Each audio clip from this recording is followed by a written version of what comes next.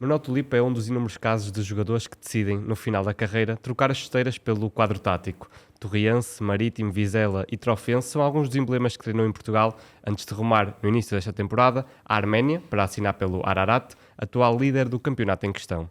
Manuel Tulipa está no 0-0 para abordar esta mudança, mas não só. Vamos revisitar e recordar uma carreira de mais de 30 anos de ligação ao futebol profissional e que proporcionou muitos momentos bonitos. Manuel Tulipa, muito obrigado por estar cá, é um gosto recebê-lo aqui e, antes de mais, queria começar por uma pequena curiosidade. Manuel Tulipa, Tulipa não é de nome, Sim. é um apelido. Como é que surgiu esta alcunha? Boa tarde, muito obrigado também esta oportunidade por falar e por conversarmos um pouco sobre a atividade do futebol e sobre a minha carreira. Ou seja, o nome do Tulipa surge praticamente quando eu iniciei o gosto pelo futebol, futebol de rua. Na zona que eu vivia, que era a Vintes, eu comecei no Futebol Clube da Vintes, e então eu tinha sempre, jogava bem, driblava bem, e as pessoas que faziam as equipas nos sítios onde nós jogávamos escolhiam-me sempre para jogar contra os mais velhos, e eu tinha alguma dificuldade nos duelos, caía muito, e estava sempre a reclamar que era falta, e então eles diziam-me, que começaram a dizer, ele parece uma flor, está sempre a cair, e começou por aí, parece uma florzinha, parece uma tulipa, está sempre assim a cair. E eu depois ingresso no Futebol Clube da Vintes, as pessoas começaram a chamar por Tulipa, não me chamavam pelo meu nome, nem por Manuel, nem por Jorge. As coisas começaram muitíssimo bem, porque eu primeiro andava no atletismo e depois, quando parece uma história de um filme, mas é verdade, num dia em que eu estava a treinar atletismo, faltavam jogadores para completar um 11 contra 11 na equipa de infantis.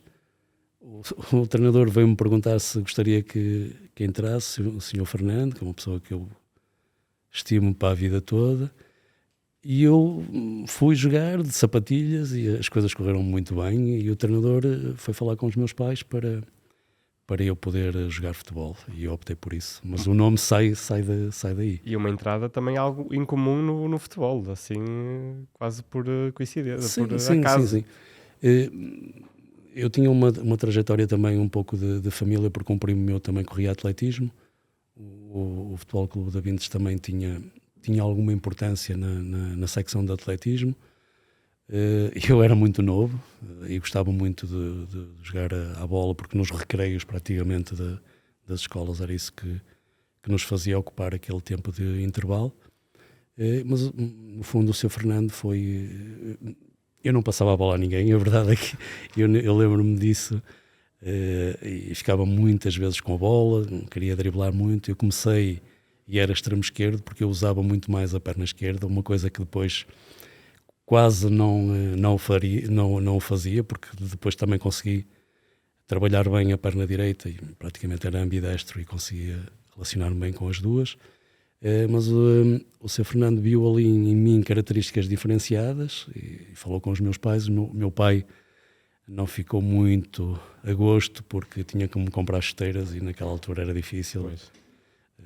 Nós éramos uma família humilde, mas a partir daí, passado 2-3 anos, houve a oportunidade logo para eu poder ingressar no Futebol Clube do Porto, na formação, porque nós jogámos 2 finais seguidas para campeão distrital. E pronto, e o nome foi avançando, as pessoas foram-me chamando por Tulipa. O meu avô não gostava nada, cada vez que ia ver o jogo. O meu avô Joaquim dizia que eu só tinha um apelido, e dizia que os meus nomes eram Jorge e Manuel, mas ficou por toda a vida. E ficou até agora, e até de uma forma carinhosa. Sim. E é por aí mesmo que eu queria pegar os anos de formação no Futebol Clube do Porto. Disse-me que começou no A20, depois ingressou nas escolas de formação do Porto, percorreu vários escalões, sub-11, sub-13, sub-15. Apesar de ter estado lá nestes 5 anos de formação, nunca se estreou pela equipa principal. É um objetivo que ficou por cumprir? Sim.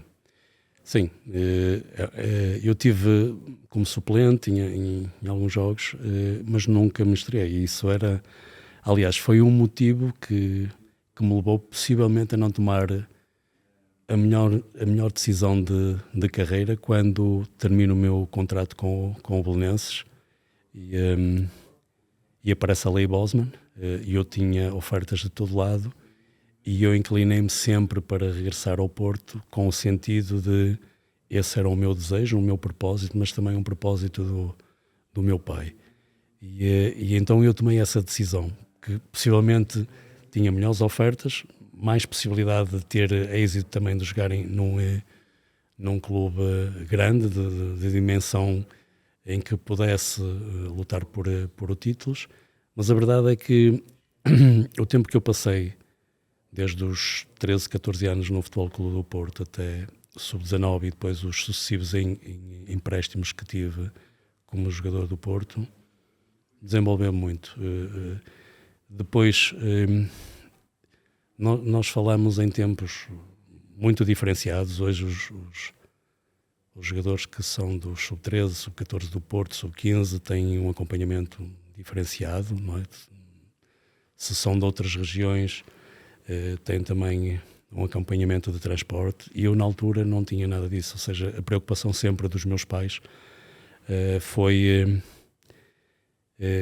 me ligar a uma certa disciplina que me fizesse ser um bom menino na altura, um menino com responsabilidades, porque hoje falarmos de Avintes e de Porto é muito próximo, mas as estradas eram completamente diferentes naquela altura. Eu treinava com o Futebol Clube Porto às 6h30 da tarde e chegava a casa às 11 da noite, porque os transportes e toda a logística, os treinos também não eram de 1h e 1h15 ou 1h30, eram muito fazer mais... alguns sacrifícios. Exatamente. E isso valeu-me de muito, ou seja, essa disciplina também. Depois nós no início da nossa carreira temos sempre pessoas que são emblemáticas connosco, que eu cheguei ao Futebol Clube Porto e os treinos eram diferentes, a qualidade e a capacidade das pessoas eram diferentes, e nós adaptámos-nos. Eu adaptei-me muito rápido, as coisas correram muito bem rapidamente, mas o meu pai tinha sempre o cuidado de me puxar para trás, para me dar bons conselhos. Depois aparecem as seleções, tu vais também para Lisboa sozinho, muitas das vezes, e há um espaço muito grande para tu descarrilares muitas das vezes. E a verdade é que... bastantes passagens de viagens até Lisboa, Sim. Pelos escalões que passou por Portugal. Sim. Foram bastantes. Sim.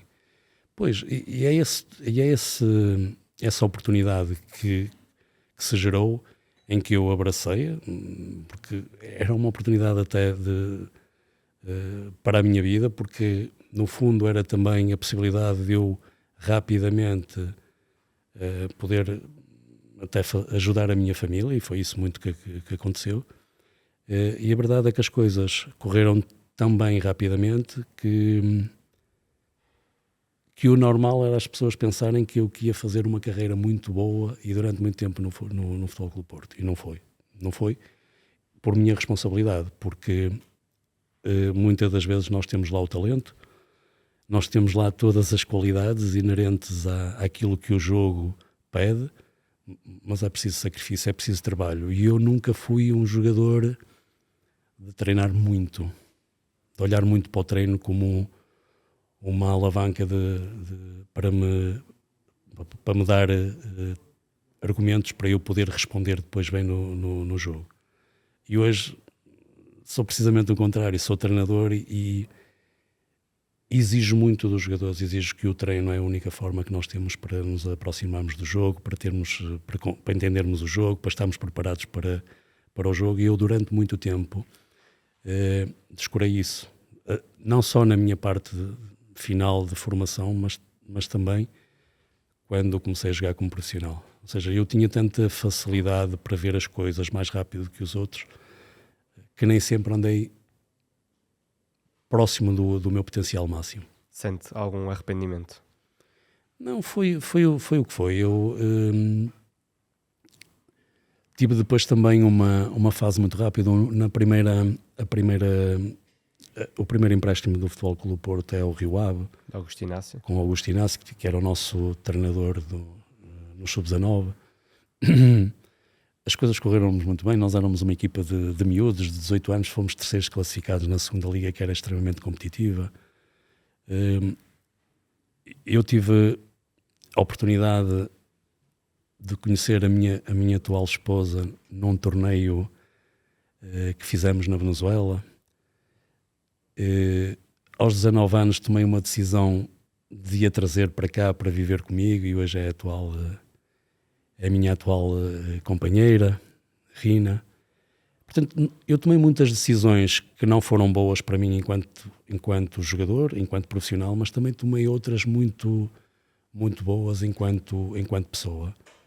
E isso para mim é o mais importante. É, primeiro de tudo, eu saber que estou aqui para ajudar pessoas, estou aqui para ajudar a minha família, para a família que construí, para lhes dar ferramentas para eles viverem com qualidade e viverem bem, dentro de uma exigência que também pretendemos. E a verdade é que eu podia ter uma carreira um pouco melhor, mas a minha carreira foi uma carreira média-alta. Eu consegui jogar em Espanha também, na Primeira Liga, na Segunda Liga em Espanha, joguei em equipas intermédias, não consegui jogar numa equipa que mais gosto, que é o Futebol Clube do Porto, e que ainda gosto muito, mas foi por minha responsabilidade, não foi por responsabilidade de mais ninguém, foi minha.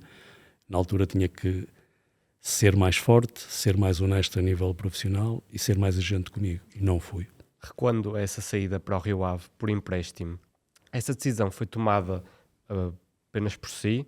Foi uma vontade de querer jogar mais, de querer se estrear numa equipa a nível principal, ou também foi algo influenciado pelo clube? Queria pô-lo mais ritmo, se calhar? Sim, os tempos são muito diferentes. Estamos a falar de 30 e poucos anos atrás, em que o clube tinha quase total liberdade para escolher pelos jogadores. Foi numa altura em que começam a aparecer os agentes. Nós às vezes criticamos muito. Eu acho que os agentes, no fundo, valorizaram muito mais os jogadores. Não houve essa opção de escolha. Nós tínhamos outras opções para... Nós tínhamos uma relação muito grande na nossa equipa de sub-19. O Rui Jorge e a sua família foram de extrema importância para mim, porque os pais do Rui, o Sr. Macedo, tinha carro, eles viviam em Vilar de Andorinho, muito próximo da Vintes, e eram eles que muitas das vezes me levavam e me ajudavam. Nós criámos uma relação muito boa, e depois, quando o Augusto Inácio assina com o Rio Ave, a ideia do clube também era que tinha subido da antiga segunda divisão, salvo erro, ou terceira divisão. Da terceira para a segunda. Da terceira para a segunda. A ideia deles era tornar a equipa mais jovem, e o Inácio, no fundo, serviu para esses jogadores todos que tinham um contrato com o Porto: o Jorge Silva, o Gabriel, o Gamboa, o Cau, eu, o Bino. E portanto fomos todos e todos vivíamos muito perto da família do Bino. Jogávamos no Rio Ave e vivíamos na Póvoa de Varzim, íamos junto para o treino, e portanto eu, por minha intenção, porque eu gostava muito da minha esposa e gosto, fiz-la vir, e era o único que na altura que já vivia como se fosse casado. Mas foi um ano fantástico, foi um ano de muita aprendizagem, porque nós muitas das vezes acabamos a nossa trajetória de formação e não estamos preparados para jogar ao nível profissional, nomeadamente algumas carências a nível defensivo, porque o jogo na formação dava-nos oportunidades de controlar o jogo em 70%, 80% de posse de bola.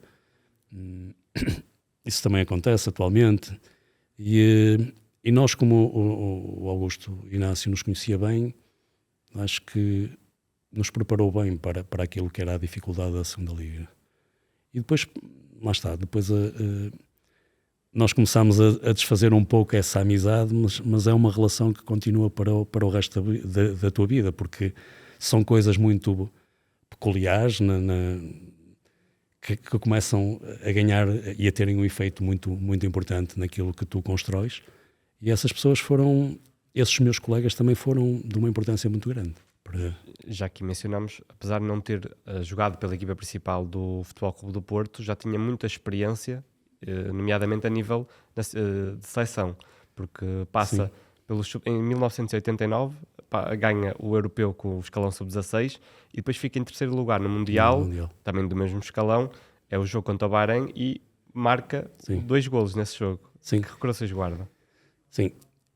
Havia uma coisa que acontecia quando nós estávamos na última fase da formação, que era para mim excelente para o crescimento do jogador, é que havia uns jogos de reservas em que os jogadores dos júniores muitas das vezes eram convidados também a participar nesses jogos. Eram jogos que serviam também para limpar algum castigo dos jogadores da primeira equipa.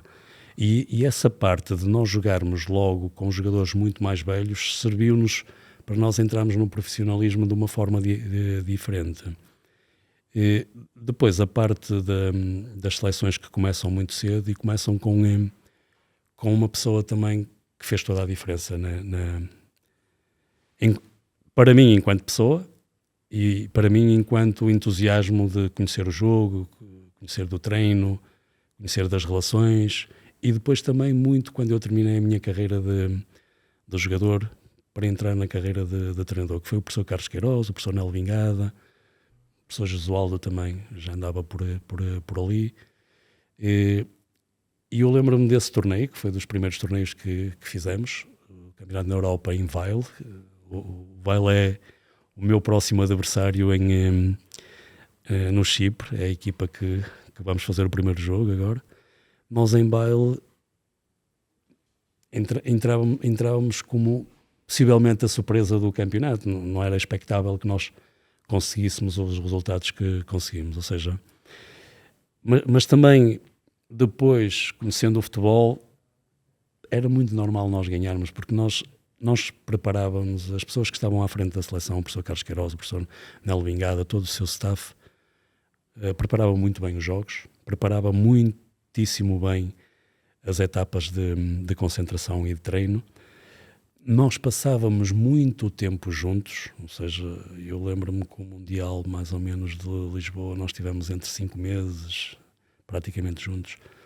E nós, quando disputávamos qualquer jogo, nós tínhamos todas as referências do nosso adversário, não só a nível coletivo, mas a nível individual, o jogador que mais ou menos andava no meu espaço e tudo, tínhamos toda a informação. E então, eu lembro-me nesse Mundial, o Europeu, nós ganhámos a antiga Alemanha de Leste, 4-1 na final, um jogo também muito bem conseguido, e depois, quando vamos ao Mundial, as expectativas aumentaram um pouco. E nós tivemos um jogo com relativa dificuldade, que é o jogo com a Arábia Saudita, que é campeão nesse torneio. E empatámos esse jogo. Uma equipa com uma dimensão física incrível, difícil de controlar. E depois nós perdemos o jogo da meia-final com a Escócia, o estádio completamente cheio. E eu não jogo esse jogo de início, porque o professor queria ter alguém também no banco, e se calhar ia bem.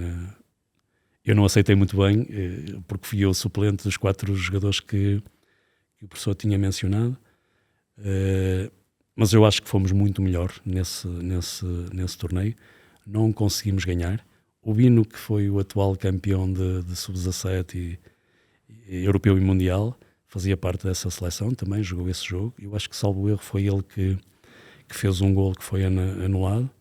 E passado tantos anos, a história volta-se a repetir, mas com um final feliz para Portugal. Ou seja, Portugal ganha com um antigo jogador dessa geração o Campeonato da Europa e agora ganha muito bem também o Campeonato do Mundo.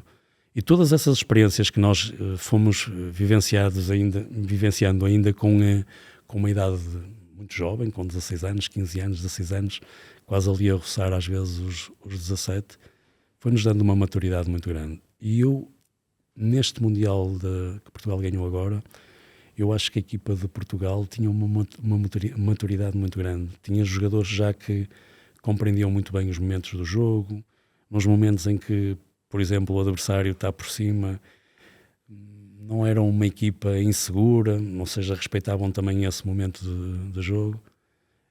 Nós vivenciámos mais ou menos isso com o Carlos Queiroz, ou seja, nós, nos momentos em que estávamos por cima dos jogos, éramos uma equipa avassaladora, mas quando havia também algum adversário que se impunha a nós éramos uma equipa controlada, com boa orientação defensiva também. E esses momentos foram momentos importantes para o meu crescimento e para a minha aprendizagem, claro.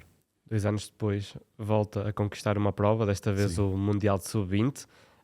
Pergunto-lhe se sentiu uma pressão acrescida, porque foi disputado cá, na final contra o Brasil, e este jogo da final tem uma peculiaridade, que é o Tulipa entra aos 9 minutos e depois sai perto do final do jogo, aos 70, salvo erro. Há uma história caricata por trás dessa situação. Sim.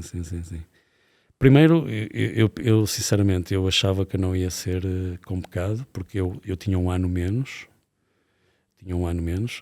Eu tinha feito uma entrevista que não devia ter feito e disse coisas que não devia ter dito.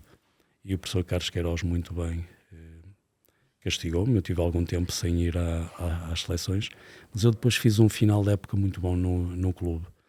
E então houve uma conversa também entre o selecionador e na altura o assistente da equipa sénior, porque eu já trabalhava mais com a equipa sénior também, com o Otávio, e as coisas resolveram-se e eu depois fui convocado. Ou seja, mas havia um esqueleto muito importante na seleção, ou seja, eu jogava como 8 ou 10 no Futebol Clube Porto e essas posições eram muito bem preenchidas na seleção, porque jogava o Figo como interior direito, jogava o Paulo Pilar como interior esquerdo, o Rui Costa não jogava, mas o Paulo Pilar depois lesiona-se e o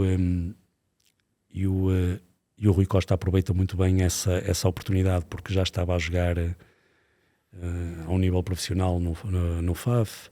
O Emílio era sempre o jogador de referência mais defensivo no meio campo.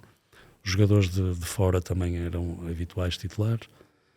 Então eu sou convocado, faço um jogo inteiro contra a Coreia. Nós começamos muito bem aqui o campeonato no Estado das Antas. E nesse jogo da final, ou seja, nós entramos com, eu acho, pese embora a comunicação do professor, nós entramos com essa pressão de que há 2 anos antes o Portugal tinha ganho e não tinha ganho. Aquela geração possivelmente não tinha tanto talento como a nossa, mas a nível coletivo funcionava muitíssimo bem. Nós entramos com essa pressão de jogar em casa e também a última geração tinha ganho. E a verdade é que nós tivemos alguma felicidade no último jogo, na minha opinião. Tivemos também o Braçar num nível muito, muito, muito grande. E eu entro nesse jogo para lateral direito. Ou seja, o lateral direito da equipa habitualmente era o Abel Xavier, os 2 centrais eram o falecido Jorge Costa e o Rui Bento, e o lateral esquerdo era o Paulo Torres.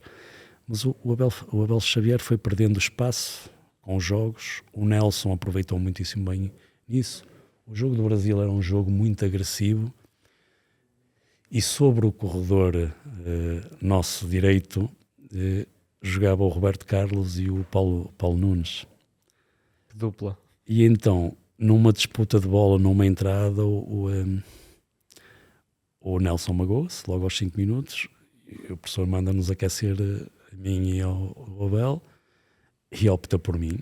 Não estava à espera. Eu já tinha treinado, o professor já me tinha posto num jogo que fizemos no Algarve, no estádio do Portimonense, já me tinha experimentado nessa posição para ser muito mais ofensivo, e eu quis ser muito ofensivo, mas só que para trás também tinha que correr atrás muitas das vezes do Roberto Carlos, do Paulo Nunes, que muitas das vezes aproximava-se do Elber por dentro, e eu não consegui jogar mais de 65, 70 minutos. Por cansaço, então. Sim, estava morto. Não é? E por estratégia também, às vezes, de fechar melhor aquele espaço.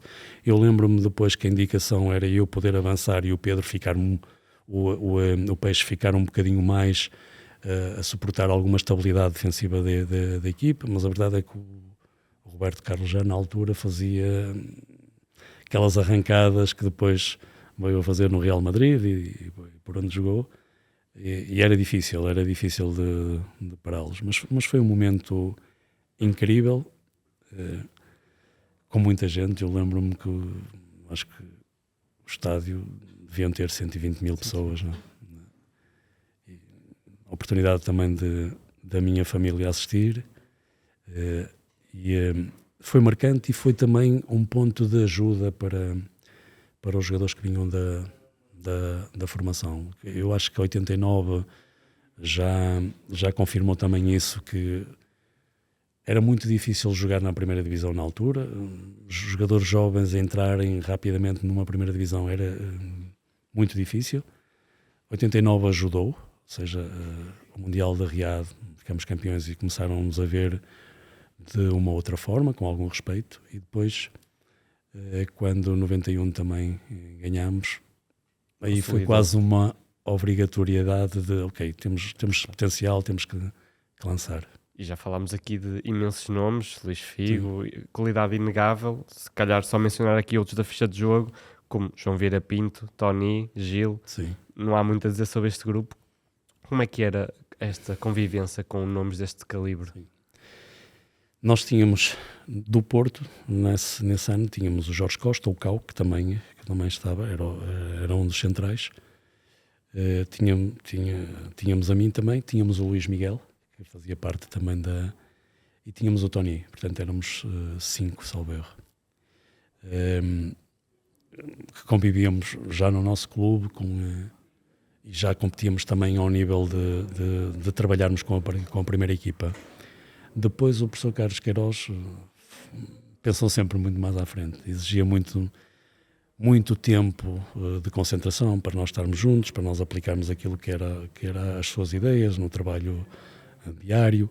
Essa convivência de estarmos muito tempo juntos no hotel também nos dava uma relação muito importante. Depois nós tínhamos a folga, normalmente fazíamos ao sábado o último jogo e depois dava-nos liberdade para chegarmos no domingo às 11 da noite ao hotel novamente, mas nós não íamos para a nossa casa, praticamente passávamos o tempo de folga juntos, e essa resposta de nos conhecermos também, de sermos tão unidos, em alguns momentos do jogo em que é preciso apelar à superação e ao sacrifício, esteve lá, por essa responsabilidade da forma como o professor montou todo o plano para chegarmos ali e ganharmos. Porque aquilo não foi uma coisa do que, ok, vamos jogar daqui a um ano e vamos nos preparar com 8 meses ou 6 meses de antecedência.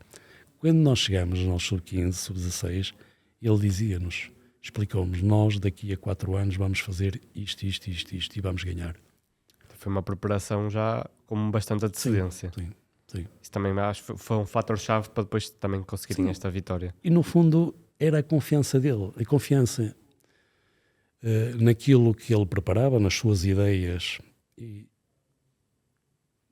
a importância de quando termos boas ideias, termos também boas pessoas a ajudar-nos no trabalho, e era isso que existia, e acreditava muito no talento dos nossos jogadores. Nós dificilmente desvirtuávamos aquilo que eram as nossas características. Nós hoje falamos muito numa coisa de os médios têm que ser altos, os laterais têm que ser altos. Nós não podemos desvirtuar aquilo que é a nossa essência, a essência do jogador português. Nós normalmente somos jogadores com estatura média, muito bons tecnicamente, com drible, e essas características têm que lá estar. E estiveram sempre pelo menos em Riad, pelo menos em Lisboa, estiveram sempre, e algumas outras gerações a seguir, que têm a ver ainda com o trabalho do professor Carlos Queiroz. O Rui Bento falou connosco recentemente e destacou que uma das principais características deste grupo, desta geração, eram que vocês eram muito unidos e que também havia muito bom ambiente. E eu pergunto se tem alguma história curiosa, vocês faziam coisas juntos, histórias caricatas? Algumas coisas que não podemos contar, não é? Mas, por exemplo, com o Rui Bento nós chamávamos o Molas porque nós, repara, nós ganhamos o campeonato de Lisboa por penaltis. Todos os treinos, se perguntar a essa geração, nós terminávamos os treinos e marcávamos uma sequência de penaltis, 2 ou 3 penaltis cada um. E o Rui Bento, cada vez que ia marcar o penalti, tinha sempre uma mania que era de coçar o nariz. E então, nós começávamos todos a gozar com ele, e vai Molas, vai. E ele lá coçava o narizito e lá marcava o penalti. Tínhamos muita afinidade uns entre os outros e isso foi promovido claramente pelo treinador, porque não é fácil, porque nós competíamos também a nível nacional, ou seja, o Sporting com os seus jogadores, com o Emílio, com o Peixe, com o Paulo Pilar, com o João Oliveira Pinto, que também é uma pessoa que já não está cá entre nós, que era um fantástico jogador. Queriam-nos ganhar, o Porto, com mais dificuldades em termos estruturais, porque nós jogávamos na Constituição e treinávamos na Constituição, no Pelado, já o Sporting e o Benfica tinham melhores condições, nós queríamos vencer e havia uma rivalidade muito grande entre nós. Havia um Boa Vista também com boa qualidade na formação, que para mim tinha o melhor jogador dessas 2 gerações, que era o João Vieira Pinto, que fazia coisas extraordinárias, resolvia jogos incríveis, e esse respeito, no fundo, que tínhamos pelas decisões do treinador, porque não era fácil ao treinador também tomar decisões com tantos bons elementos e com tantos bons executantes, nós tínhamos um respeito muito grande por professor. Voltando agora ao futebol de clubes, até porque mencionou o Boa Vista, antes de ir para o Boa Vista, passa por Paços de Ferreira, Salgueiros, Belenenses, e neste período soma 3 idas à seleção principal, 3 jogos de preparação. Gostava de ter ido mais vezes? Sente alguma mágoa de não ter ido mais vezes à seleção? Depois de ter feito um percurso... É assim, verdadeiramente é muito difícil hoje, atualmente, e naquela altura também, um selecionador escolher jogadores do Salgueiros. Eu acho que fui o primeiro internacional lá do Salgueiros, depois foi o Silvino, também a seguir a mim, de escolher um jogador para jogar um torneio no Canadá e para ganhar o torneio. É difícil, ou seja, só estando a um nível muito, muito bom, de excelência, é que poderiam fazer isso. Depois a época no Belenenses, que eu tenho no Belenenses com o João Alves, para mim, nós possivelmente éramos das melhores equipas a jogar. Possivelmente nós tínhamos uma qualidade de jogo incrível, tínhamos jogadores muito bons, muito competentes, jogadores que grande parte deles vinham das grandes equipas. Eu lembro-me, nós tínhamos o Paulo Madeira, o Pedro Barni, o Lula, Fernando Mendes e Neves, eu, o Teira, o Giovanella, na frente tínhamos o César Brito, tínhamos o Catanha, o Megido, o Fertuto, que eram internacionais marroquinos, tínhamos uma data de o Rogério também, que depois jogou em Salamanca. Nós tínhamos muito bons jogadores e a verdade é que nós fizemos um campeonato incrível, ficámos, salvo erros, em 4º ou 5º lugar.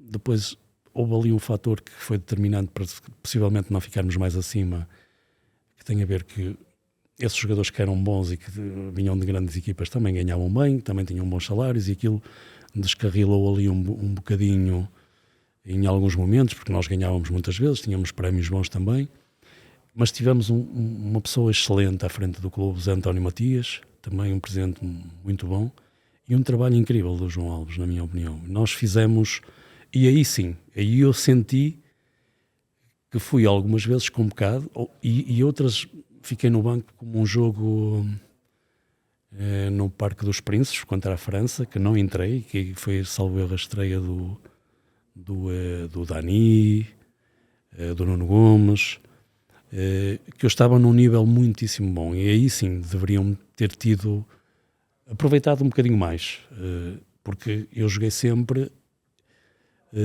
em posições delicadas para mim. Eu competia com os melhores, ou seja, eu jogava na minha posição o Figo, o Rui Costa, o João Vieira Pinto também jogava a 10, portanto não era fácil, não foi fácil a minha carreira de afirmação aí, mas para mim o ponto grande, alto de um jogador é conseguir chegar à seleção nacional do seu país, e eu fiz-lo. Fui outras vezes convocado, fui depois eliminado no Europeu de 96, que é na Inglaterra, né? Eu fico nos 26 escolhidos e depois saem 2, salvo erro, e eu não vou ao Europeu. Mas nesse momento eu acho que foi um momento em que, ou seja, o João Alves soube também tirar partido das minhas características. Nós tínhamos uma equipa muito bem montada também e eu joguei a um nível muito, muito alto aí. Mas depois também, a partir daí, é quando surge a tal decisão que ele falava de poder sair do Belenenses, e eu tinha muitas equipas, muitas oportunidades para ficar cá em equipas grandes e para sair para a Espanha também e para a Inglaterra. E eu opto por regressar ao Porto. Na altura era o Bobby Robson o treinador.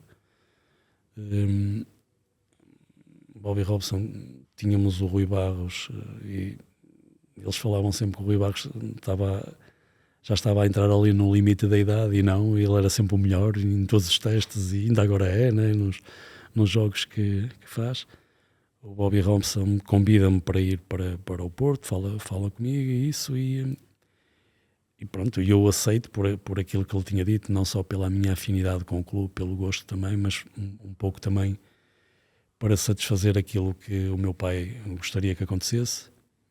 Eu tomo essa decisão e depois, antes de começar a época, o Bobby Robson vai para o Barcelona e entra o António Oliveira, que me tinha chamado à seleção.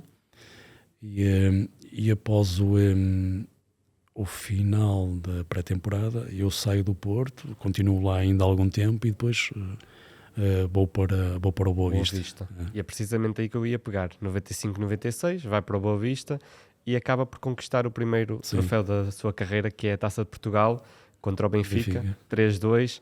Como é que foi disputar esse jogo, tendo em conta também que passou a formação no Futebol Clube do Porto? Acredito que tenha tido aí uma motivação extra nesse jogo. Sim, por acaso é curioso, porque nós jogamos a meia-final com o Sporting nesse ano. O Boa Vista tinha uma equipa incrível. Boa Vista europeu. Sim, nós tínhamos nós médios, era muito difícil para o treinador escolher, porque nós tínhamos o Sanches, tínhamos o Latapi, que jogava muitíssimo bem, tínhamos o Sérgio Duarte, o Helder, que foi meu assistente no Torriense, que era uma pessoa incrível, e era um jogador que corria para nós todos no meio campo. Tinha-me a mim, tinha o Timófilo, que praticamente nesse ano não jogou. Tínhamos muitas opções. Como tivemos muitos treinadores, houve ali alguns jogadores que se lesionaram mais vezes, o treino também era diferente, não é? E nós tivemos alguma felicidade na meia-final, eliminámos o Sporting aqui no Bessa, 2-1, e eu tinha vindo de lesão, uma lesão, e entre o Mário Reis mete-me a jogar uma parte do jogo, e nós até estávamos em inferioridade, e nós acabamos por ganhar esse jogo, e depois ele também na final deu-me alguns minutos, mas esse jogo é decidido na minha opinião, pelo Sanches. O Sanches faz um jogo incrível. A parte estratégica também preparada pelo Mário Reis é incrível também. O Mário Reis, nós tínhamos os dois avançados para ver, era o Nuno Gomes e o Jimmy Hasselbank, que depois jogou no Atlético de Madrid, no Leeds United e no Chelsea. O Mário Reis prescinde do Jimmy e joga com o Simic, que é um falso avançado, um jogador que partia do corredor esquerdo para entrar depois nos espaços gerados pelo Nunes. Surpreendemos muitíssimo bem o Benfica nesse jogo. Ele até faz uma assistência ao Nuno Gomes nessa altura, nesse jogo. Sim. E ganhámos muitíssimo bem essa final. Pronto, depois apareceu também a oportunidade de ir para a Espanha, olharmos um bocadinho também para a outra parte que... A primeira experiência fora de portas. No Sim, Salamanca, tem aqui um dado que eu acho curioso. Nem todos os jogadores podem dizer que a estreia por um clube foi contra o Real Madrid. Sim. Como é que foi defrontar este clube assim no primeiro jogo, logo pelo Salamanca? Assim, nós chegamos lá, nós tínhamos uma comunidade muito grande de portugueses, exageradamente grande. Bons jogadores, é certo, mas com um poder muito grande no balneário. E porquê o poder? Porque o clube sobe da Liga 2 para a Liga 1, com todo o mérito dessa comunidade também.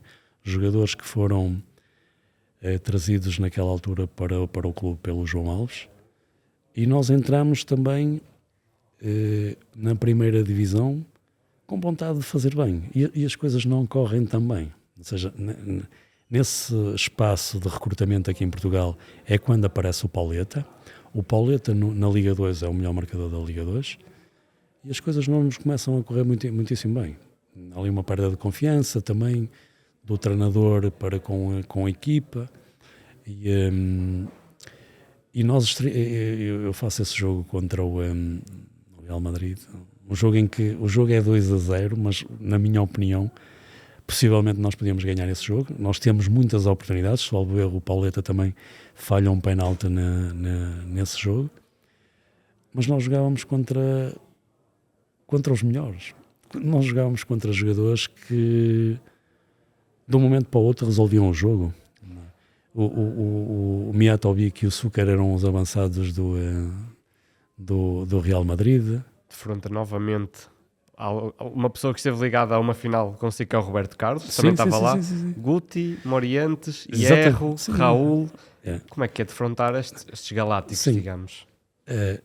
O Roberto Carlos estava já num nível, quando nós o apanhámos no Mundial, tinha um nível físico incrível, mas ali, para além do nível físico, já tinha qualidade nas suas decisões incríveis, ou seja, ele tinha chegadas no último terço por fora e por dentro com uma facilidade incrível, remates de meia distância, tudo.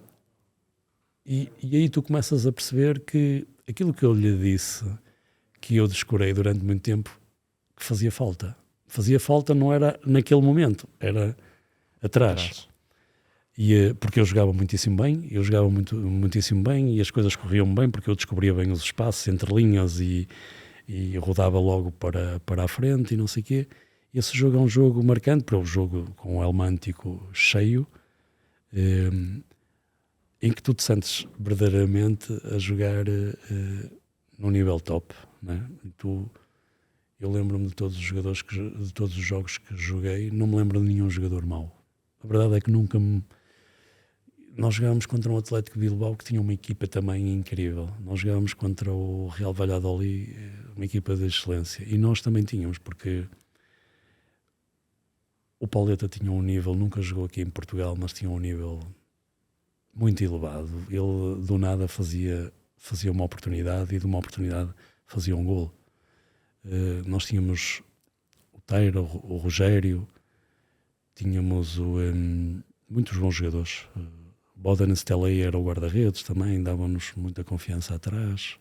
Tínhamos muito boas referências enquanto jogadores, enquanto equipa, mas volto a fazer essa referência. São demasiados portugueses, eram demasiados jogadores vindos daqui e que, no fundo, atrapalhavam um pouco o procedimento normal de um clube. E porquê que eu digo isto? Porque muitas das vezes depois nós tínhamos a complicidade do presidente também, que era, o presidente gostava muito dos portugueses na altura, e isso não foi fácil para o Andoni Goicoechea, que era o selecionador, que me tinha levado para lá porque eu tinha jogado contra ele também pela seleção sub-21 de Portugal, e as coisas não correm bem. Depois o Andoni sai e eu era dos jogadores que mais jogava naquele momento. Também defendi muito os meus companheiros que não jogavam, porque o método de treino é completamente diferente, ou seja, nós durante a semana nós fazíamos à quinta-feira fazíamos o partidilho, que era um 11 contra 11, mas fazíamos com a equipa V do clube, e quem não jogava é que fazia o partidilho, os outros ficavam só a trabalhar a parte estratégica do jogo. Depois, à sexta, não treinávamos porque fazíamos só uma corrida ligeira e os jogadores passavam muito pouco tempo juntos. As afinidades que nós temos que encontrar nos nossos conceitos, no nosso trabalho de dia a dia, praticamente não existia, e as coisas não correram bem aí. Depois veio um outro treinador e soube tirar partido da qualidade que tinha no grupo, na equipa, e as coisas depois funcionaram bem, e nós acabámos por ganhar. Eu não joguei esses jogos, acabámos por ganhar 2 vezes ao Barcelona nesse ano. O último jogo, que é o jogo da salvação do Salamanca em Camp Nou, e salvo erro é 3-1 para o Salamanca, e ganhamos também em casa, também, acho eu, 3-2, e o treinador assistente do Bangal era o José Mourinho, o atual treinador do Benfica. E o campeão nesse ano não é o Real Madrid, é o Barcelona também, onde jogava o Luís Figo. Teve esta passagem pelo Salamanca, mais tarde volta à Espanha para jogar pelo Badajoz. E são as únicas passagens fora de Portugal que teve. Gostava de ter tido uma carreira mais internacional. Sim. Eu quando vou para Badajoz, eu saio salvo erro do Farense, estou a resolver a minha vida, e liga-me o atual presidente da Liga de Clubes de Espanha.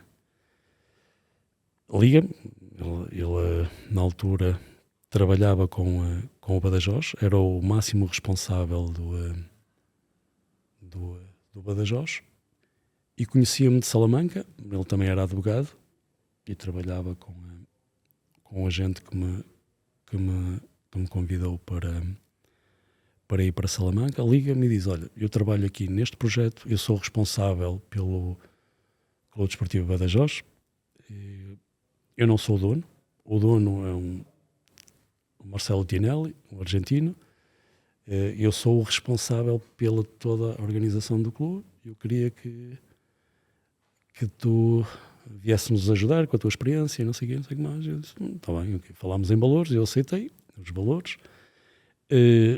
Eles iam começar a pré-época e eu tive que viajar muito em cima. Eu chego a Badajoz às 11 da noite. Às 11 da noite está lá o diretor do clube para eu assinar as coisas e ter os documentos. Eu não conheço ninguém, ele deixa-me ficar o equipamento, e eu entro às 8 horas no estádio do clube, no El Mántico. No El Mántico não, no El Mántico é o de Salamanca. Entro no estádio do Novo Viveiro, em Badajoz, e pergunto ao diretor quem é que me vai. Não se preocupe, eu entro no autocarro e nós vamos para o Huesca, que é a parte contrária a Badajoz. Vamos para o Huesca, viajo sempre com coisas, chego lá e tenho a primeira reunião com o treinador. Ele pergunta-me qual era a minha posição, eu digo qual era a posição, onde é que eu podia jogar, onde é que me sentia mais confortável, e ele diz-me: não pode ser, nós temos 4 jogadores dessa posição. Como é que resolveu esse problema? E eu disse: pois, mas foi o presidente da SAD. Eu pensei que havia uma conexão entre vocês, porque é o presidente da SAD que me ligou a dizer que precisavam de um jogador com estas características, com esta experiência, que sentisse confortável com a bola. E ele: pois, mas vai ser difícil. Eu disse: olha, eu tenho duas opções para fazer. Ok, eu deixo a Saragossa, pego na minha mala e vou-me embora. Ok, ou fico aqui, trabalho, você vai me conhecer no meu trabalho, e e vou lutar pelo lugar, não é? O tal lugar que você diz que é difícil. Mas nisto ligo ao Javier Tebas, ligo-lhe a ele e explico-lhe: olha, isto foi isto que aconteceu. E diz ele: não, vai falar com o diretor-geral do clube, o diretor-geral do clube contigo vai e informa o treinador sobre o que pretendemos de ti, e que queremos que tu continues no projeto connosco durante 2 anos, não é só pela tua qualidade como jogador, nós queremos também a tua pessoa, nós conhecemos-te bem e não sei o quê. E foi assim. E a verdade é que foi difícil nos primeiros tempos. Esse treinador depois tornou-se muitíssimo amigo meu em alguns momentos ele pedia a minha opinião até. A minha opinião, o que é que achava, o que é que com este adversário, como é que podíamos e deveríamos jogar. E num momento em que as coisas tinham tudo para não correr bem, eu, com alguma maturidade já, porque já tinha 27, 28 anos, não me irritei, ou seja, entendi também o treinador e preparei-me para lhe dar respostas. E depois ficámos amigos. Ele depois teve a oportunidade, porque a época correu muitíssimo bem para nós, ele teve a oportunidade para ir para o Leganés também, e durante alguns tempos falámos e demos-nos muitíssimo bem. Mas abraçar a possibilidade de jogar na Liga 2 em Espanha não é fácil. A Liga é muito competitiva, com jogadores de muita qualidade, porque os jogadores que vêm de formação muito, muito boas, muito ricas, os jogadores ali da zona das Astúrias, do Sporting de Gijón, de Valência, de Barcelona, do Real Madrid, jogadores com muita qualidade. E vê-se a atualidade. Neste momento aqui em Portugal há muitos jogadores também recrutados lá em Espanha, não só na Liga 2 como na primeira ref. Gostei muito. Eu tive a oportunidade de continuar, ou seja, eu fiz lá 2 anos e depois encontrei uma pessoa também que comprou o clube, o Marcelo Tinelli, um português, José António Barradas, da Madeira. E esse ano foi um ano muito importante em que o António é uma pessoa muitíssimo boa, uma pessoa carinhosa e com boas ideias, mas se calhar ideias muito arrojadas. E eu ajudei-o muito naquilo que pude nesse ano. Nós depois em Levante conseguimos também a manutenção a 2 jornadas do fim.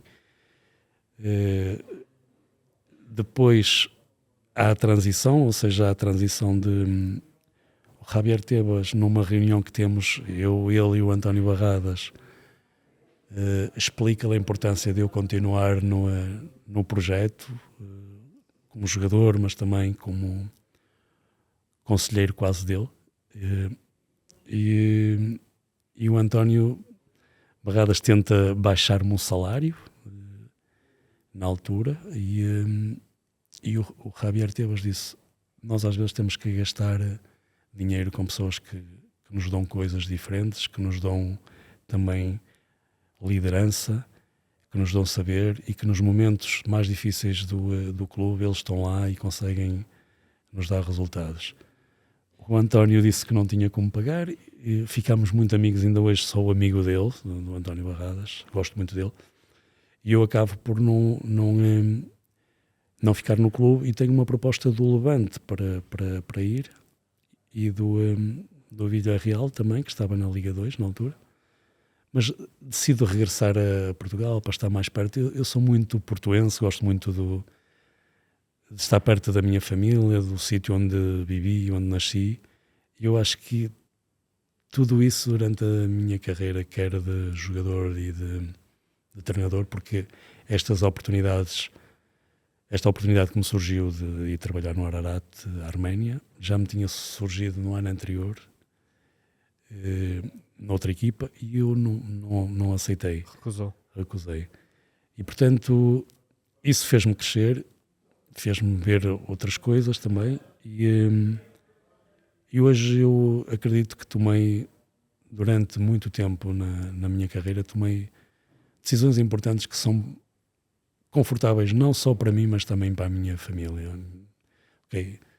Nós andamos no futebol para ganhar coisas, para ganhar títulos, para ganhar dinheiro, mas eu acho que o mais importante no futebol é conhecermos bem pessoas, ficarmos com pessoas que em alguns momentos até houve algum atrito, algum conforto, mas essas pessoas são nossas amigas, continuam a ser pessoas que nos damos bem e quando precisamos delas, elas estão ali. Antes de falarmos do capítulo treinador, do Ararat, precisamente, para finalizar aqui a sua parte da carreira como jogador, regressa a Portugal, joga pelo Felgueiras, termina a carreira no Vilanovense. O que é que ficou por fazer no futebol? Eu chego a Felgueiras. Felgueiras é um sítio bom, de risco para jogadores e para treinadores. E ainda hoje o é. Eu acho que as pessoas de Felgueiras gostam muito de futebol, têm muita paixão por futebol. Aquela zona ali entre Felgueiras, Vizela, Guimarães, os adeptos são fervorosos, são entusiastas e eu gosto disso. Eu preciso de viver com isso. O treinador era o Manel Correia. Para mim é a maior tristeza que eu tenho, porque é um ano em que eu jogo o último jogo com muitas dificuldades no Estádio da Maia. Faço um jogo muitíssimo bom, nós estamos a ganhar esse jogo e eu saio do jogo, estamos a ganhar salvo erro 3-1 e faltavam 10 minutos para acabar e o jogo descarrila e o adversário consegue empatar e nós descemos de divisão. Acho que é a minha grande angústia enquanto jogador. Depois começo a perceber que o que eu queria fazer, o meu corpo já não respondia com tanta rapidez daquilo que eu pensava. E eu deixei de jogar. Eu tinha na altura o Abílio Novaes, que treinava, que é um meu amigo, que jogou sempre comigo no Salgueiros e somos muito amigos. O filho dele também foi criado praticamente connosco. E ele começa a treinar e eu vou treinando com ele lá e não sei o quê. E começo-me a interessar também um bocadinho pelo jogo, pelo treino. Começo a falar algumas coisas com ele também sobre isso, sobre porque é que este dia fazes isto e aquilo. Começa-me a despertar muito interesse no treino. Ele depois saiu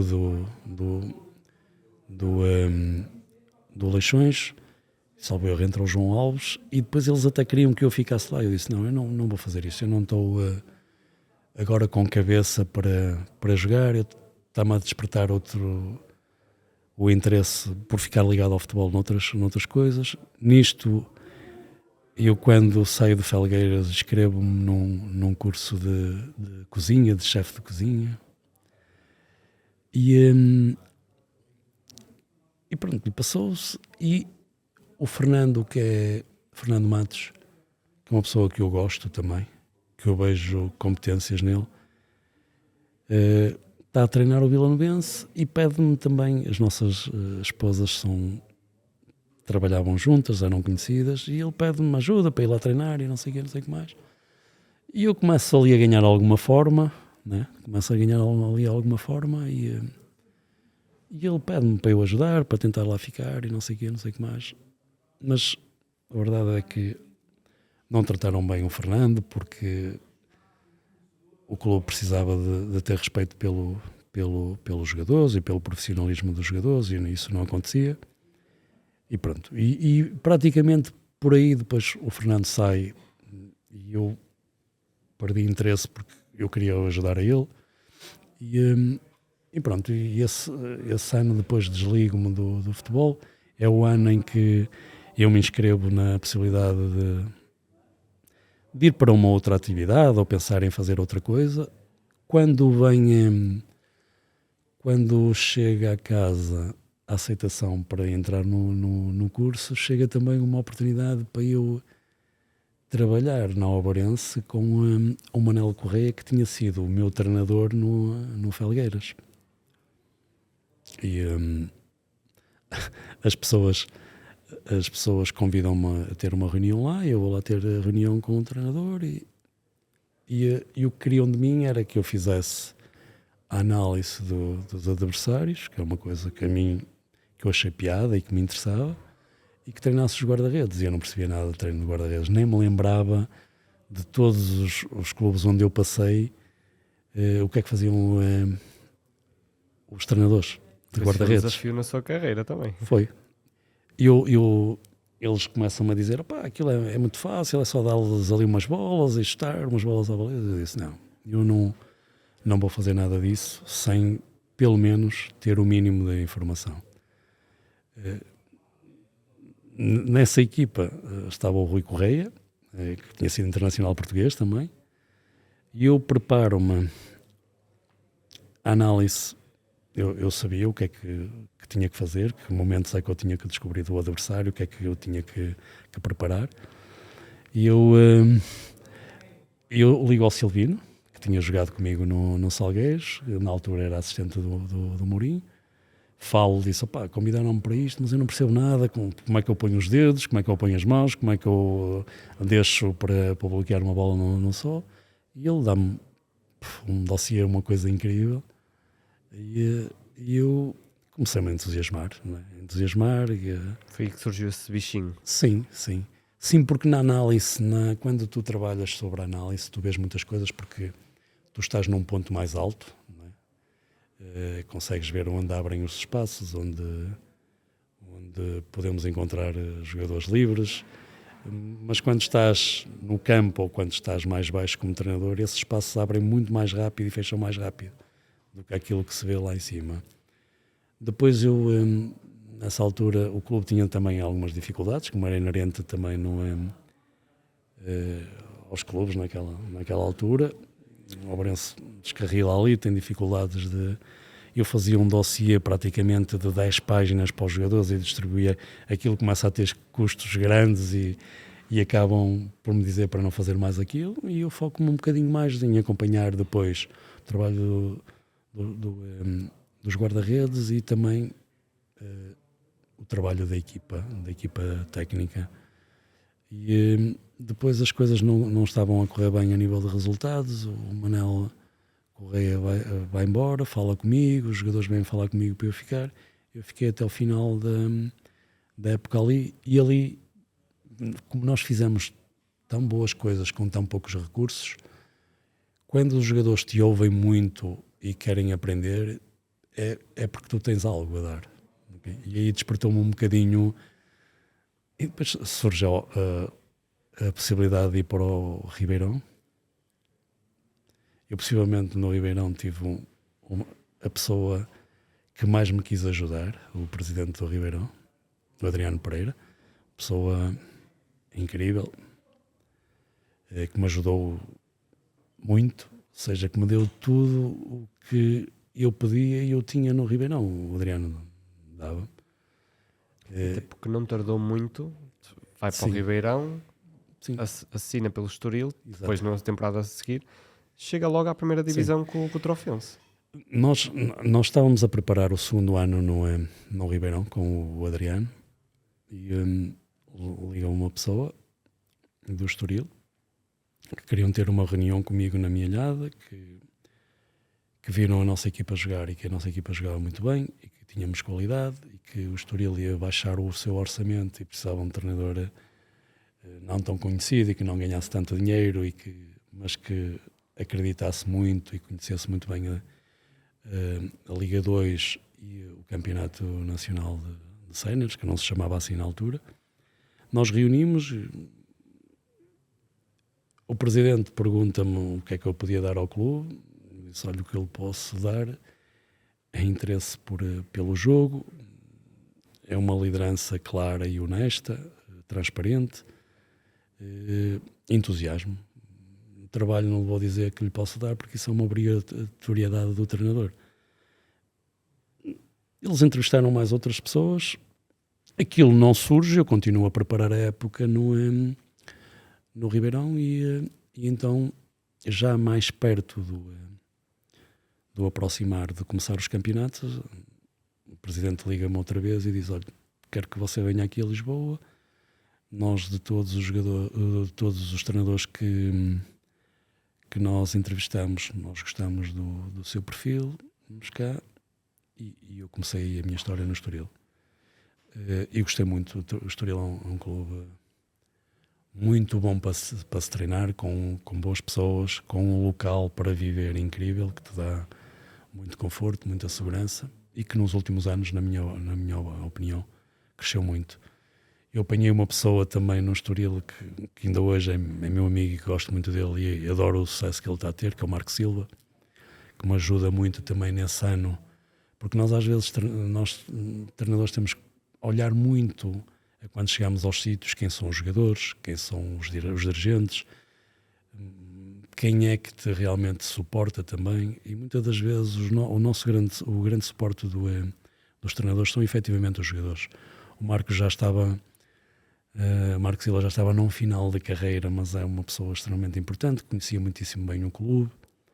Nós recrutamos praticamente quase todos os jogadores no Campeonato Nacional de Sénior, fizemos uma equipa forte, a época correu muitíssimo bem. No outro ano estava a correr também muito bem, e quando surge a oportunidade de tu entras na primeira divisão. Esta entrada foi algo abrupta, não sei se estava já à espera de, em tão pouco tempo de carreira, assumir um clube de primeira liga, e tem aqui um fator que a 2 jornadas do fim, ainda não estava decidida que o Trofense ia descer, perde contra o Futebol Clube do Porto, o Belenenses acaba por ganhar. Como é que viveu este final de carreira? Sim. Foi duro? Sim, é duro. Primeiro de tudo, eu dizer que estava preparado a nível metodológico, sim. Eu acho que nós trouxemos para o clube coisas diferenciadas para melhorar efetivamente os jogadores e para melhorar a qualidade de resposta também da equipa. Depois, a nível emocional, tu precisas de estar mais preparado. Ou seja, eu hoje sinto-me com mais idade, com mais experiência, capacitado para resolver questões que são normalmente questões que aparecem a cada momento no futebol, para as resolver de uma forma diferente e mais segura e mais confortável também, para mim e para as pessoas que trabalham comigo. Depois, quando chegas à primeira divisão, tu não podes carregar gente e ser tu a suportar algumas pessoas que trabalham contigo. Ou seja, tu tens que ter pessoas que te acrescentem mesmo, que façam bem o seu trabalho, para não seres tu a fazeres tudo, a tomares todas as decisões, a suportares toda a carga de processo de treino. E possivelmente aí foi onde eu falhei, onde tomei algumas decisões que hoje não tomaria, como por exemplo, nós tínhamos um jogador que tinha sido importante no Nascimento, que na altura, na subida de divisão, ele sempre foi um jogador diferente, com registros de atrito com outros colegas, mas era um jogador em muitas coisas decisivo para as equipas. Nas bolas paradas era muito forte, na qualidade também do último passe. Então ele era um jogador, quando eu entro no clube, ali à quinta, sexta jornada, o clube não tinha pontos, tinha também algum conflito entre os jogadores, e tu tentas sanar isso com essas decisões de, ok, este jogador eu não quero, aquele não quero, e provavelmente aí eu não fiz as melhores opções. Agora, nós fizemos coisas, possivelmente, se calhar foi o melhor trabalho que eu fiz na carreira, perante um cenário tão difícil como se propôs ser essa parte do campeonato. Gostava que tivesse terminado de forma diferente. Sim. Podia muito bem terminar, porque há outras coisas que nós não devemos falar, eu acho que nem foi pelo nosso desempenho, há muitas outras coisas que acontecem nos bastidores que muitas das vezes nós não temos soluções para elas. Ou seja, eu acho que devia ter melhorado esse tipo de relacionamento. Eu devia ter sido capaz de fazer com que o grupo também aceitasse o Nascimento, e eu querer continuar com ele. porque isso também foi uma falha minha, possivelmente. As outras coisas eu não controlo. Se a bola bate no poste, se o árbitro decide 3 vezes errado contra nós, e que possivelmente nem foi premeditado, eu isso não controlo. Eu acho que essa parte falhou-nos. Porque possivelmente com ele nós falhámos 2 penaltis cruciais nessa época, contra o Vitória de Setúbal, que tinha tido uma dimensão muitíssimo grande, e seria chave, e possivelmente com ele dentro da estrutura da equipa e a equipa a suportá-lo também, ele normalmente era esse jogador que fazia isso. Pouco depois toma uma decisão que muita gente talvez não tomaria. Passa também pelos Chaves, sim, mas decide ir para o Futebol Clube do Porto para a formação. Foi fácil adaptar-se a este estilo? Eu tenho que agradecer ao Luís Gonçalves, ao engenheiro, pelo convite que me fez, porque isso para mim foi a chave de eu acender novamente a chama sobre o futebol, sobre o treino, sobre a individualidade, sobre as dinâmicas, porque o Porto trabalha muitíssimo bem na formação, tem pessoas com nível, que sabem o que pretendem para o seu modelo e para capacitar também os jogadores de condições para responderem melhores perante o jogo. E eu aí comecei a perceber que o sucesso reside muito na tua capacidade de entrar na cabeça dos jogadores.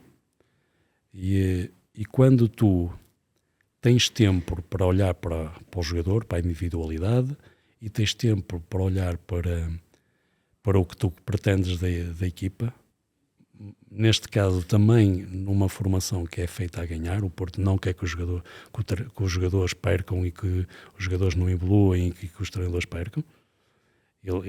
É exigência, há exigência grande também, como o futebol profissional, mas acima de tudo há um espaço para tu olhares para o jogador, para influenciares o jogador de forma positiva a que ele consiga fazer ou consiga andar muito próximo do seu potencial máximo, e também olhares para o teu processo, para a metodologia, para o teu processo de jogo. E isso, para mim, foi o mais importante de tudo. Depois há muitas decisões que se tomam na formação dos grandes, que muitas das vezes os treinadores não estão a favor, são contra, mas que não tem tanto a ver com a tua responsabilidade, que tem a ver com a responsabilidade de quem efetivamente dirige o departamento de formação e conjuntamente com o futebol profissional. Agora, para mim isso foi de uma riqueza espetacular, porque depois, eu hoje, para qualquer sítio que vou, eu sei que tenho que cuidar dos jogadores e da forma de jogar. E os dirigentes podem falar muito do ganhar, eu quero ganhar, Se eu não cuidar destas duas coisas, eu vou ganhar muito menos vezes do que as pessoas me pedem. Mas se eu cuidar muito bem destas, possivelmente estamos sempre mais perto de ganhar. Foram esses os principais ensinamentos que retirou? Sim. E nesta fase, que passa pelo Porto, salvo erro, são 3 épocas, no último ano acaba por apanhar um grupo de jogadores que até chegam à equipa principal do Porto. Falo de Vitinha, Fábio Vieira, Gonçalo Borges. Como é que foi lidar com este grupo talentoso? O mais difícil de todos, para mim, de lidar, e que era um problema para as pessoas, que não foi problema para mim, foi o Francisco Conceição. O Francisco Conceição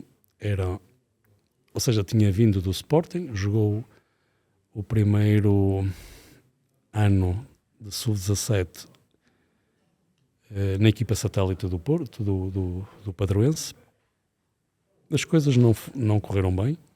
Eu apanho a geração de 2002 no sub-17 que ninguém queria treinar, que diziam que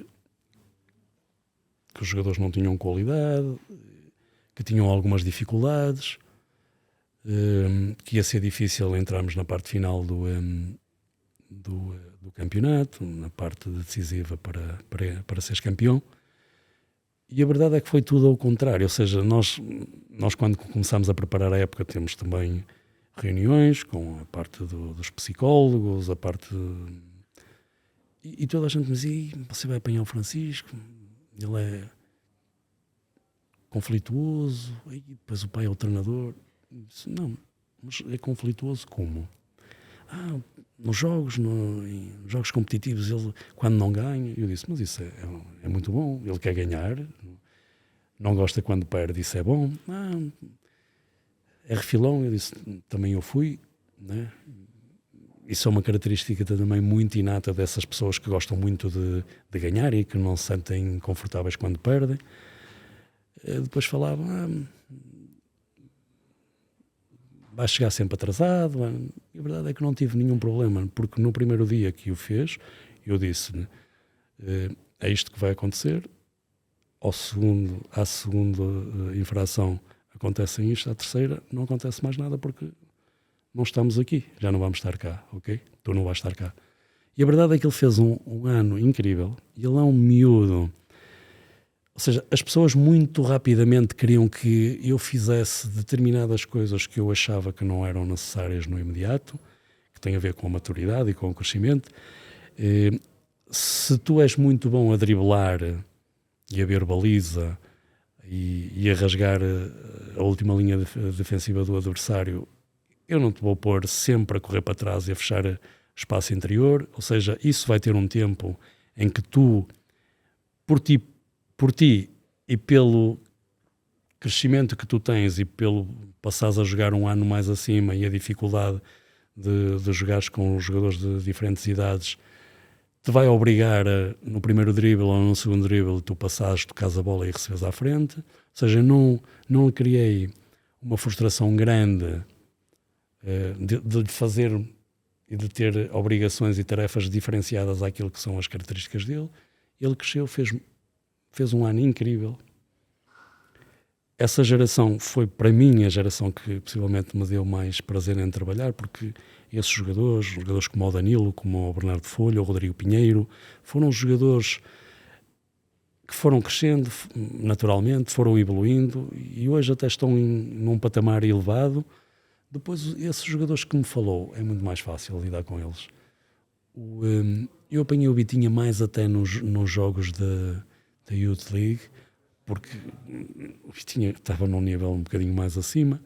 O Vitinha, eu conheço, o pai dele foi meu colega, conheço a família dele, ele é a imagem da sua família, é uma pessoa respeitosa, equilibrada, ambicioso, inteligente, e por isso tem todo o sucesso, porque nos momentos em que as coisas não lhe correram bem, ele soube trabalhar, soube disso, ok, não me correu bem, não foi por culpa de ninguém, foi por minha responsabilidade, eu tenho que melhorar isto e aquilo, e continuar a fazer o que faço muito bem, que é passar, conduzir, porque muitas das vezes nós pedimos aos médios só para tocar e só para encontrar soluções através do passe, e o médio pode conduzir, pode driblar também. O Vitinha faz isso muitíssimo bem. Você vê o Vitinha a jogar no Paris Saint-Germain, parece que está a jogar num café, está a tomar café com os amigos, acaba de tomar o café, vai jogar para um ringue e está ali a jogar.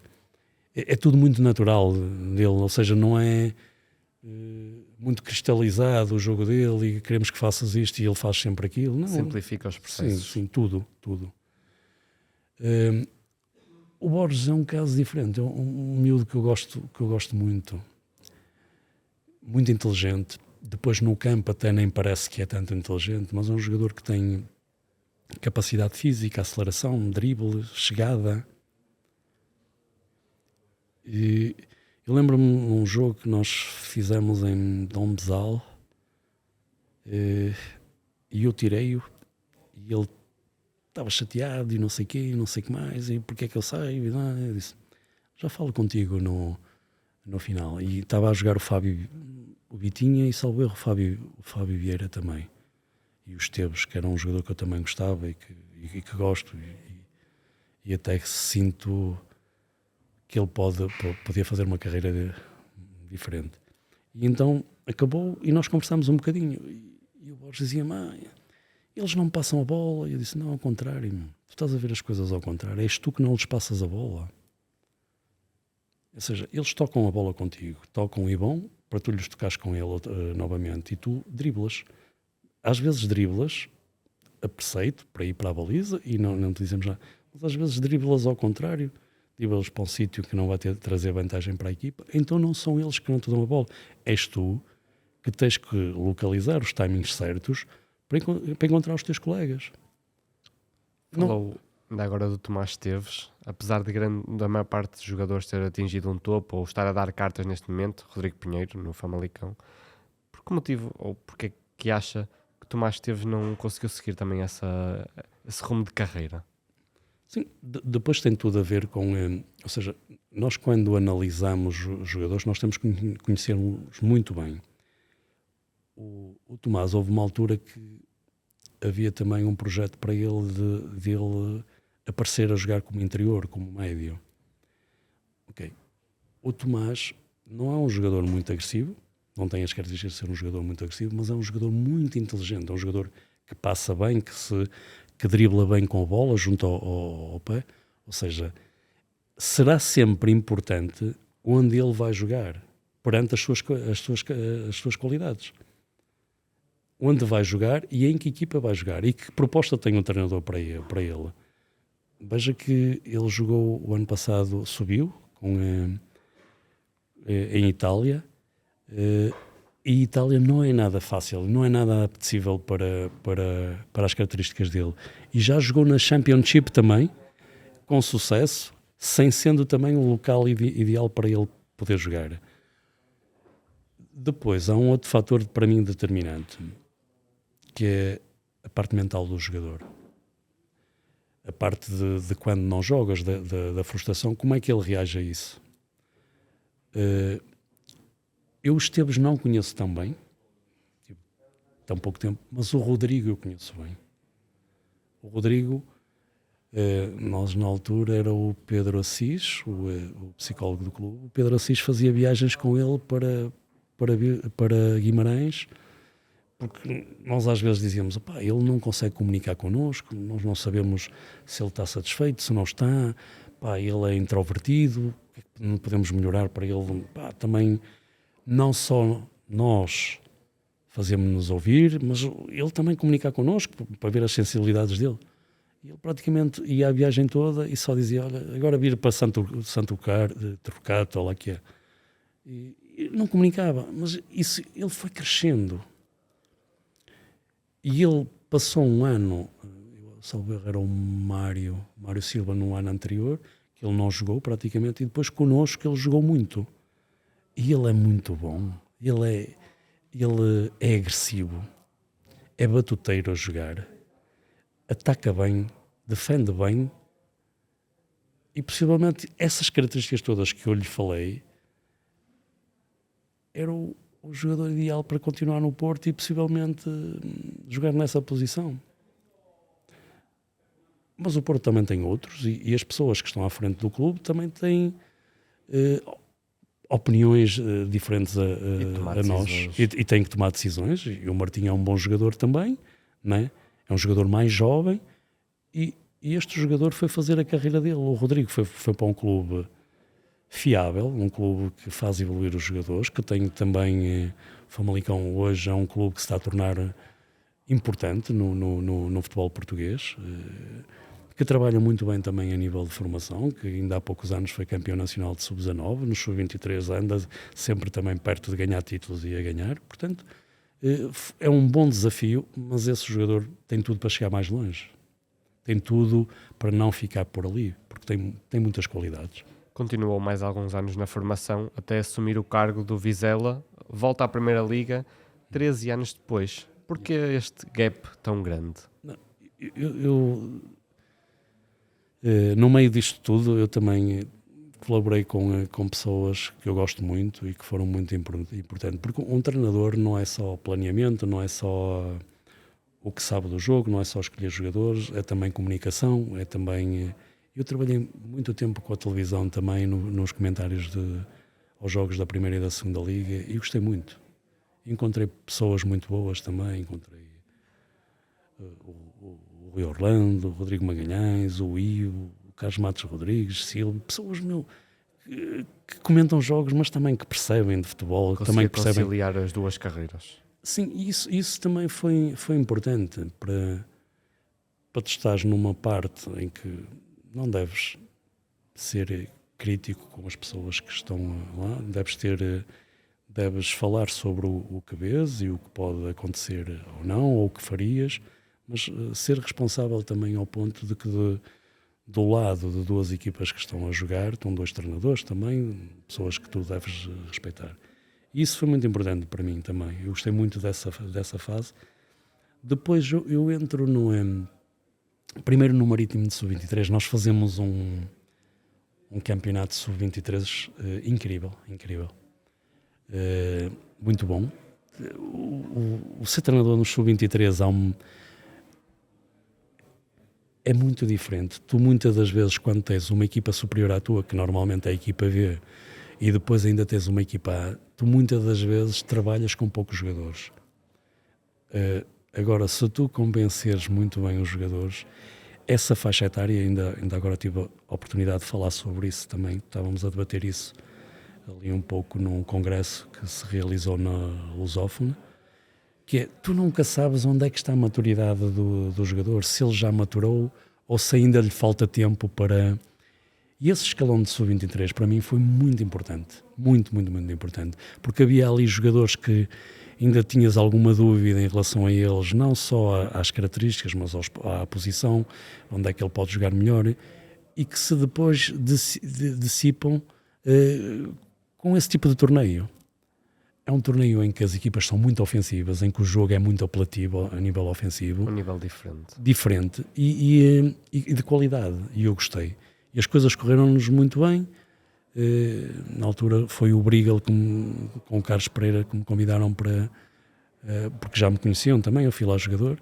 E depois, quando eu entro no Vizela,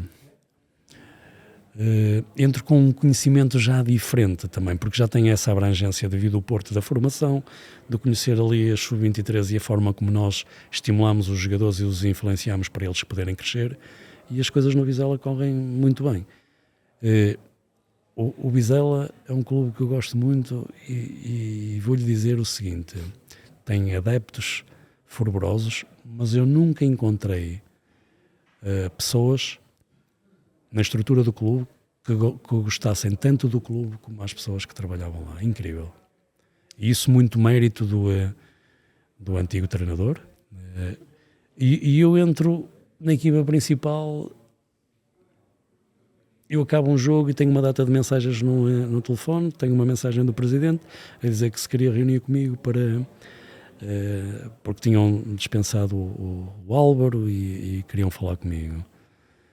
Não foi nada fácil, mas hoje foi o melhor que me pôde acontecer, porque quando tu entras num clube em que te questionam a decisão da administração, em que o ruído é tão forte e tão elevado à volta dessa decisão da administração, tu és muito seguro do que fazes e tens as pessoas ao teu lado que te dão também essa segurança, como o teu staff. É importante tu teres um staff também com responsabilidade, com maturidade também.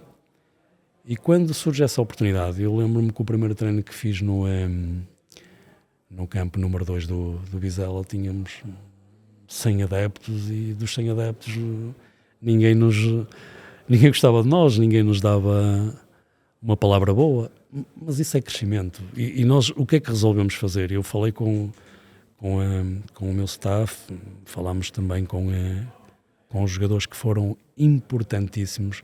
Essa equipa tinha jogadores de elevado nível, pessoas boas, pessoas com uma capacidade incrível, e o que falámos com eles foi: isto é uma decisão que não há responsabilidade minha, eu quero fazer o melhor, é uma oportunidade que me surge, eu quero fazer o melhor.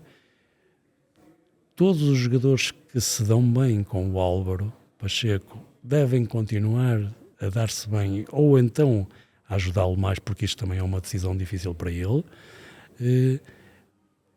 Eu quero fazer o melhor pelo clube, eu quero ajudar o clube, este ruído a mim não me vai perturbar, espero que a vocês também não vos perturbe, e eu quero trabalhar com vocês, eu quero melhorar algumas coisas e manter as coisas que eram bem feitas também, porque havia muitas coisas bem feitas na equipa. E a verdade é que a época foi muito boa, foi uma época segura, com muita qualidade de jogo, com jogadores como o Guzo, o Samu, que agora está no Vitória, o Wilson, depois jogadores que eu também tive a oportunidade de ajudar, o Igor Julião, o Kiki Afonso, que era o capitão, era uma pessoa incrível, um profissional, muita gente boa, e nós melhoramos até, eu acho, a qualidade do jogo, e levámos mais a qualidade do jogo, e fizemos uma época muito, muito boa, na minha opinião. Depois ainda tem passagens por Portugal, Marítimo, Torriense, fica um ano,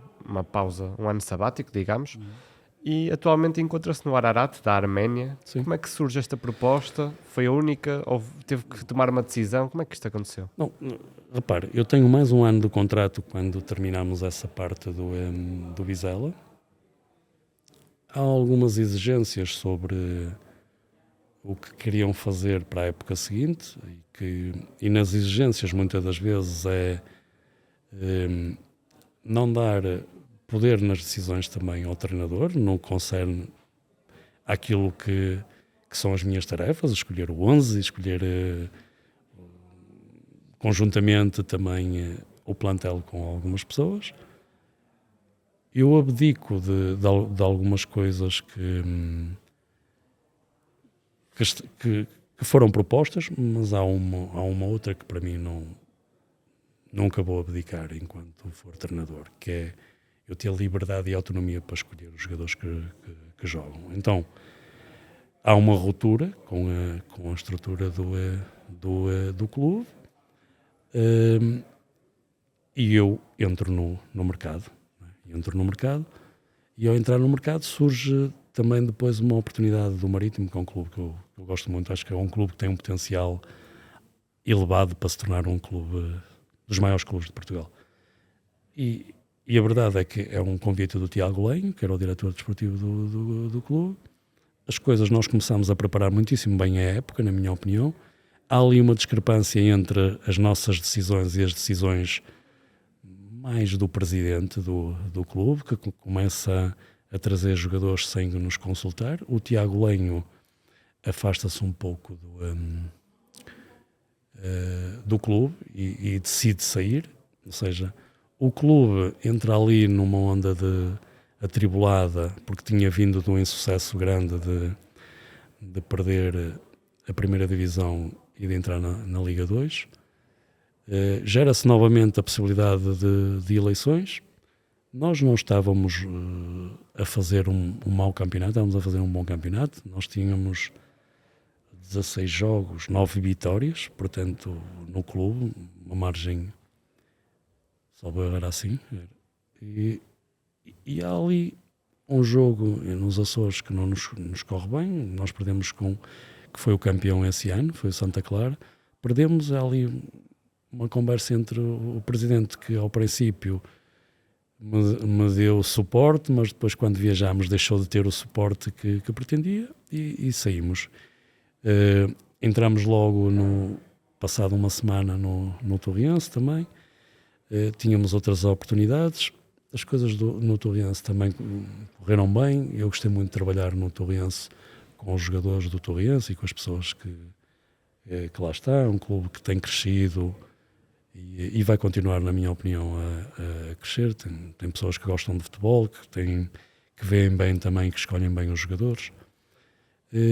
Nesse ano terminamos. Havia também uma regra que, se ficássemos nos 5 primeiros classificados, eu continuaria. Não ficando, não havia essa possibilidade. Ou seja, aconteceu isso. E surgem depois oportunidades para eu ir para o estrangeiro, nomeadamente também para a Arménia, logo nesse ano a seguir, 2, 3 equipas da Liga 2, e eu falo que prefiro descansar um pouco primeiro, e depois, a meio da época, aparecem novamente outras oportunidades também. para sítios em que a autonomia do treinador se calhar é limitada, porque ele também não tem uma influência muito grande na escolha do plantel, e isso também te condiciona. Eu decido parar esse ano, mas como tive a oportunidade de ter essa equipa arménia para poder ir, eu começo-me a interessar pelo campeonato e pelo clube. E foi assim que conheceu mais sobre o Ararat. Sim. E depois surge-lhe a proposta. Quando o Rafael Bracali fala comigo, Atual diretor desportivo. o atual diretor desportivo, eu disse-lhe que já tinha visto algumas coisas, começo a analisar também mais ao pormenor a equipa do Ararat Arménia, começo a perceber a qualidade do jogo e das equipas, e quando temos a entrevista também com o CEO e com o diretor-geral, ou seja, o meu inglês não é nada pelo contrário, de extraordinário, é uma coisa que eu tenho que melhorar. Mas eu acho que é notório quando as pessoas reúnem contigo e tu vês e veem o que tu sabes do jogo, o que tu sabes do treino, a tua paixão, a paixão que tens por melhorar o jogador e a equipa, e a paixão que tu tens por trabalhar. E eu acho que isso foi um fator decisivo para eles me escolherem a mim. E depois é trabalhar em conjunto, é preparar-nos e termos ferramentas para convergirmos, para nos conectarmos também nós, porque se nós, enquanto estrutura, staff técnico e administração, não tivermos conectados, a equipa não vai ter essa conectividade também, não é? E a sua passagem pela Liga 2, Torriense, acaba por ser importante porque encontra no Ararat não só jogadores portugueses, penso que são 4, mas Certo. também encontra jogadores com experiência de segunda liga, como o Balanta, por exemplo. Sim. Foi determinante na sua escolha também? Sim, o Balanta era um jogador já sinalizado pela direção desportiva do clube, ou seja, que havia ali uma dúvida entre o agente e o jogador, se era o mercado efetivamente importante para ele poder dar passos em frente e crescer.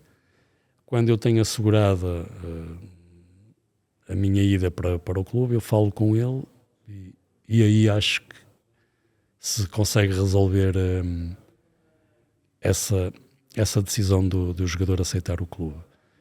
Eu conheço muito bem o Balanta, eu tive 6 meses com ele, numa altura em que as pessoas até não emprestavam grande importância ao jogador, quando lá cheguei, mas eu gosto muito, ou seja, ele é um médio que eu gosto, ou seja, ele às vezes joga como primeiro médio e às vezes joga como segundo, mas nas duas formas ele consegue jogar a 6 e jogar a 8, ele tem muita boa ligação, vê muito fácil o jogo para a frente e este ano começou a acrescentar uma outra coisa, que é consegue chegar à área adversária com relativa facilidade e consegue fazer golos. Tem sido importante no nosso percurso, como também os outros jogadores. Nós às vezes olhamos para os jogadores que regularmente jogam e entram no 11 e não olhamos para os outros jogadores que fazem esse 11 estar sempre em alerta e melhorar. E nós, os jogadores que trouxemos daqui, alguns deles não têm sido tão assíduos como titulares, mas têm emprestado um profissionalismo e uma qualidade muito importante para o crescimento da equipa. Chegamos a dezembro, é líder isolado, já participou pela primeira vez em competições séniores da UEFA. Como é que está a ser a experiência? E isso, o objetivo agora é conquistar o campeonato. Sim. A experiência tem sido muito boa desde o momento em que eu cheguei e que conheci as pessoas do clube, ou seja, a organização operacional do clube, e as pessoas estão sempre disponíveis para nos ajudar. Ou seja, nós temos pessoas boas no clube com um bom desempenho em equipa, toda a gente sabe o que faz, toda a gente quer trabalhar para melhorar o clube e toda a gente quer ajudar o nosso staff e ajudar também os jogadores. Depois, eu deparei-me, eu vi 6, 7 jogos do clube, mas uma coisa é vermos os jogos e analisarmos os jogos, outra coisa é trabalharmos a diário com eles. nós criamos, entre mim e o diretor desportivo, o Rafael Bracal, criamos uma ideia de que nós temos que ser uma equipa muito intensa no trabalho, que o trabalho diário é o que nos faz escolher o nosso 11. Portanto, o estatuto para nós vale de pouco, e trazer jogadores de Portugal para lá não é um requisito para podemos escolher para o 11, não. Eles têm que também competirem com os jogadores que já estavam no clube e competir com outros jogadores que trouxemos de outros países. Então, essa competitividade interna tem sido muito importante para o nosso crescimento. Nós não começamos nada bem um campeonato, a verdade é que... E só essa competitividade interna, só essa atitude dos jogadores, a melhoria individualmente dos jogadores, a melhoria da forma como pressionamos os adversários, da forma como temos bola em primeira fase ou em segunda fase, nos fez crescer e nos fez também conseguir os pontos necessários para estarmos na primeira posição.